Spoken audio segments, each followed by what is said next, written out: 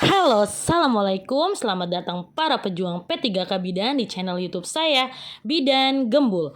Terima kasih pada teman-teman yang sudah like, share, and subscribe. Yang belum, tolong bantu like, share, and subscribe ya. Terima kasih. Oke teman-teman, makin banyak FR-FR yang berseliweran. Kali ini kita bahas ya sedikit FR. Masih tentang inform consent, masih sama ya.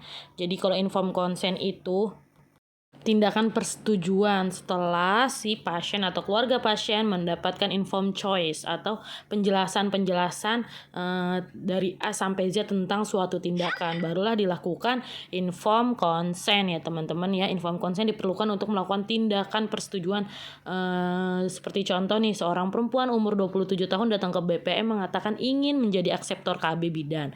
Bidan melakukan pemeriksaan dan memberikan konseling dan membantu untuk memilih kontrasepsi yang tepat. Hasil pemeriksaan dalam batas normal. Apakah prosedur selanjutnya yang dilakukan bidan berdasarkan kasus tersebut? Setelah melakukan informed choice, yaitu memberikan penjelasan segala macam, harusnya setelah itu melakukan informed consent. Jadi jawabannya C ya.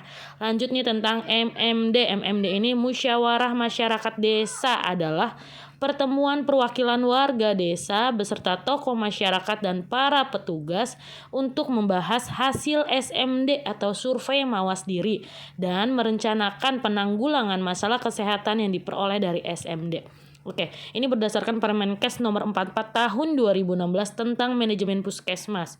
Disebutkan bahwa SMD dan MMD digunakan sebagai bahan penting dalam penyusunan RUK. RUK itu rencana usulan kegiatan di setiap puskesmas. SMD bisa didapatkan dari mana aja, dari hasil kuesioner, keluhan pelanggan juga bisa. Tujuannya MMD apa? Agar masyarakat mengenal masalah kesehatan yang ada di wilayahnya. Lalu agar masyarakat sepakat untuk bersama-sama menanggulangi masalah yang ada. Lalu tersusunnya rencana kerja untuk penanggulangan yang disepakati bersama. MMD 1 tahun sekali ya. Alurnya SMD, MMD, RUK, lalu musrembang tingkat kota jadilah rencana kegiatan. Lalu peran bidan, seperti yang sudah saya bahas di materi berikutnya nih, ada kisi-kisi tentang peran bidan. Intinya peran bidan itu ada 4 ya. Bidan sebagai pelaksana, pengelola, bidan sebagai pendidik, dan peran bidan sebagai peneliti. Mungkin nanti di soal itu implementasinya, misalnya jika di wilayah bidan memberikan pengetahuan atau peningkatan kemampuan kader gitu ya, berarti bidan sebagai apa gitu ya. Nah kalau seperti itu berarti peningkatan kader kesehatan. Ini bisa di screenshot ya teman-teman ya. Jadi bidan sebagai pelaksana, bidan yang kita lakukan nih, kegiatan yang kita lakukan.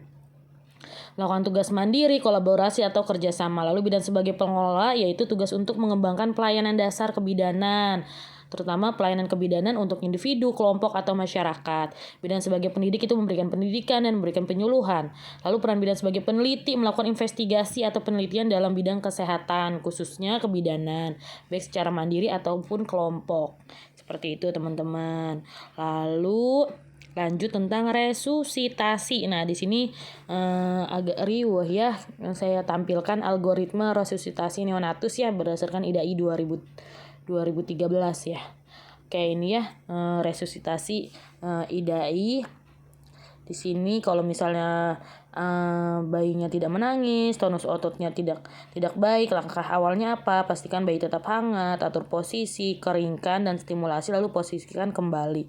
Ini bisa di screenshot ya teman-teman ya, sambil dipahami. Saya tidak langsung menginfokan soalnya apa gitu, karena kita juga nggak tahu soalnya apa. Jadi saya hanya ngebahas materi seputar dari FR yang beredar ya teman-teman ya, agar mungkin dari materi yang disampaikan di tiap poin FR ini nanti akan keluar seperti itu teman-teman.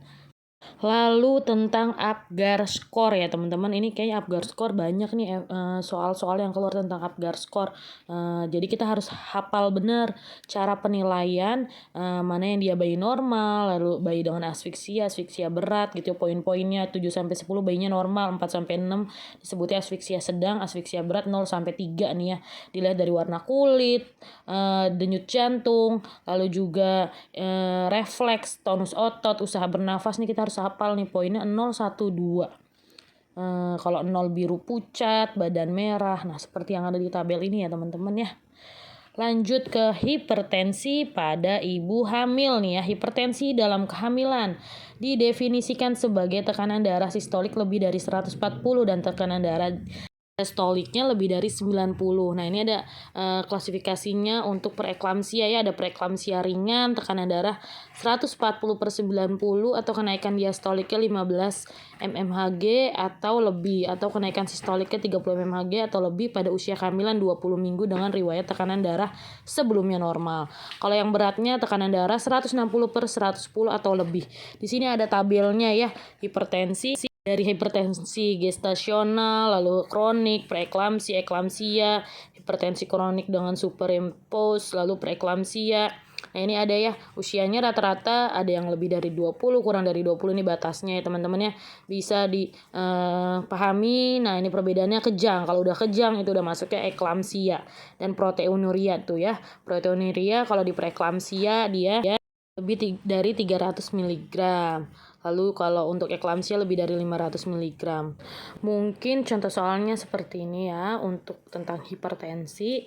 Seorang perempuan umur 36 tahun, G1P0A0, hamil 35 minggu, datang ke PMB dengan keluhan pusing sejak 1 minggu yang lalu. Hasil anamnesis, keluhan tidak disertai pandangan kabur atau nyeri ulu hati. Tidak ada riwayat tekanan darah tinggi, hasil pemeriksaan tekanan darah 140/100. Lalu DJJ 158 kali per menit, protein urin positif 1. Asuhan apakah yang tepat pada kasus di atas? Oke, kita lihat kata kuncinya pusing sejak 1 minggu yang lalu, tidak disertai pandangan kabur atau nyeri ulu hati. Tidak ada riwayat tekanan darah tinggi sebelumnya. Tensinya 140/90. Ibu ini termasuk ke preeklamsia ringan ya, karena tensinya 140/100 tapi dan disertai dengan proteinuria yang positif. Kehamilannya sudah lebih dari 20 minggu. Ini salah satu kriteria dari preeklamsia ya, bukan eklamsi karena tidak ada kejang dan lainnya. Nah, kalau untuk preeklamsia ringan dengan istirahat yang cukup, perkembangan kehamilan bermanfaat untuk memperlancar peredaran darah. Nah, ada pilihannya A, B, C, D, E-nya itu lebih tepat ke perbanyak istirahat ya teman-teman ya. Oke, kita lanjut soal nomor 2. Seorang perempuan umur 32 tahun G4P21 hamil 37 minggu datang ke PMB ingin periksa rutin. Hasil pemeriksaan ada pusing dan tegang pada tengkuk sejak 3 minggu yang lalu. Hasil pemeriksaan tekanan darahnya 150/100. Tadinya 84, FU-nya pertengahan pusat dan prosesus sipedius. DJJ-nya 140, protein urinnya positif 4.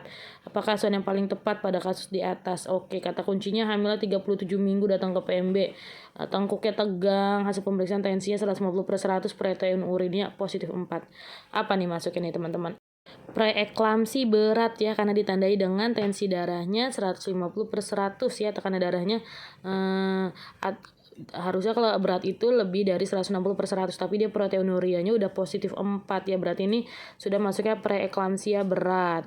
Nah, kalau udah preeklamsia berat, kegawat daruratan obstetri yang mengancam jiwa yang terjadi dalam kehamilan atau selama dan sesudah persalinan dan kelahiran dalam PMK nomor 28 tahun 2017 tentang izin penyelenggaraan praktik bidan pasal 19 ayat 3, yaitu dalam memberikan pelayanan kesehatan, ibu bidan berwenang melakukan penanganan kegawat daruratan dilanjutkan dengan perujukan.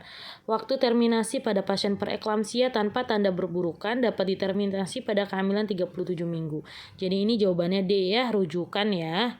Lanjut tentang KB untuk ODA. ODA itu orang dengan HIV AIDS ya, untuk ibu dengan penderita HIV AIDS. Kalau menurut WHO terbaru tahun 2019, segala jenis kontrasepsi hormonal sudah boleh digunakan oleh orang dengan HIV.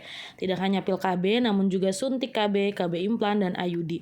Sama seperti yang saya bahas di video sebelumnya tentang KB, itu rata-rata dibolehkan untuk orang dengan HIV sedang atau dengan pengobatan antiretroviral ya. Namun yang utama adalah penggunaan kondom untuk mencegah penularan HIV.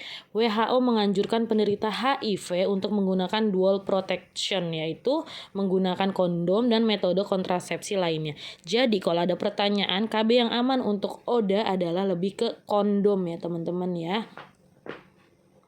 Hormon pada ibu hamil nih ya, ada 6 macam hormon yang terjadi selama masa kehamilan. Ada yang sudah ada atau ada yang muncul pada saat dia hamil aja. Seperti hormon HCG nih ya, hormon kehamilan diproduksi plasenta. Hormon ini yang menentukan hamil atau tidak, yang dilihat dari tespek ya. HCG berfungsi untuk menjaga kehamilan dan perkembangan janin. Yang kedua, HPL, human placenta lactogen, diproduksi oleh plasenta sejak hormon ini muncul sejak usia kehamilan 2 minggu nih ya, berperan dalam menyiapkan nutrisi yang dibutuhkan janin dan merangsang kelenjar susu di payudara hingga masa menyusui. Lalu estrogen. Estrogen bukan hormon yang asing di tubuh kita, memang sudah ada di tubuh wanita, namun kadarnya akan meningkat secara signifikan sejak terjadinya kehamilan. Kenaikan kadar hormon ini memicu munculnya rasa mual, terutama pada trimester pertama. Trimester kedua, hormon ini turut andil dalam pembesaran saluran susu di payudara. Fungsinya nih ya, untuk membentuk pembuluh darah baru, menyalurkan nutrisi, membantu dalam pemberian nutrisi, mendukung perkembangan janin dan meningkatkan aliran darah dalam tubuh.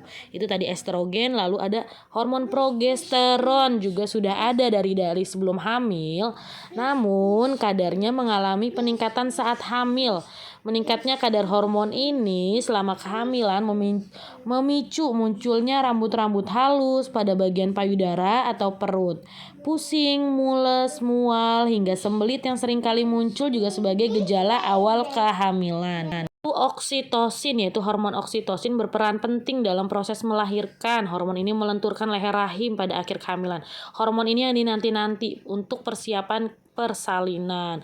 Ada hormon oksitosin yang meningkat, itu meningkatkan kontraksi sehingga mempercepat jalannya persalinan. Lalu prolaktin. Nih, hormon prolaktin akan mengalami peningkatan sebanyak 10-20 kali lipat ketika sedang menghamil. Peningkatan hormon ini bermanfaat dalam mempersiapkan jaringan payudara untuk menyusui dengan membantu menghasilkan produksi ASI. Lalu vitamin A untuk ibu postpartum ya, diminumnya kapan nih? Satu kapsul langsung segera setelah lahir, kemudian minum lagi 1 jam 24 jam satu hari setelah lahir kita berikan lagi untuk kapsul vitamin A. Jadi 2 kapsul ya. Dosis 1 kapsulnya itu 200.000 IU. Berarti vitamin A yang merah ya. Jadi dosis vitamin A untuk postpartum 2 kali 200.000 IU. Berarti 400.000 IU.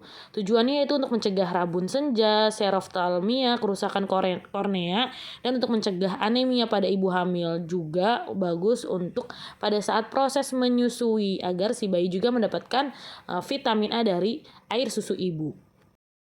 Oke teman-teman, segitu aja FR yang berseliweran yang bisa saya bahas kali ini. Tetap semangat ya pejuang Garuda, tetap semangat pejuang P3K Bidan. Tolong bantu like, share, and subscribe ya. Mohon maaf jika ada kesalahan, bisa dikoreksi di kolom komentar. Terima kasih, sampai ketemu di materi berikutnya.